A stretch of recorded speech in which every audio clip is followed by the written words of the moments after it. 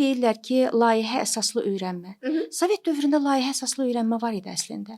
Məsələn, mən deyim sizə necə idi. Bizim xüsusi herbari dəftərlərimiz olurdu. Müəllimlər bizə, biologiya müəllimimiz bizə göstəriş verirdi ki, gedin tutaq ki, nə bilim, hər hansı həşəratların, onları biz tapırdıq, onları biz araşdırırdıq. Məsələn, bu həşəratın təbiətdə bunun funksiyası nədir? Bunun görünüşü necədir? Və yaxud da ki, ağaclar, müxtəlif ağaclar, biz onları dəftərimizə yapışdırırdıq yarpaqlarını və altından yazırdıq ki, deyək ki, bu palıd ağacının düzü. Mən rayonda oxumuşam, bəlkə biraz daha çox belə fürsətimiz olurdu, meşələr filanlar var idi. Biz sinif yoldaşlarımızla birlikdə gedərdik o meşələrdə ağacların yarpaqlarını yığıb dəftərimizə yapışdırıb altından da yazardıq bunlar hansı ağacların yarpaqlarıdırsa və onu dərsdə müzakirə edərdik. Və yaxud da ki, məsələn, günəşin doğmasını, batmasını biz izləyərdik və onu müşahidə dəftərimizdə qeyd eləyərdik. Nə bilim, ulduzları müşahidə edərdik. Sonra gedərdik meşəyə gilə meyvə yığmağa və o gilə meyvələri yığıb gətirib biz apteklərə təhvil verirdik və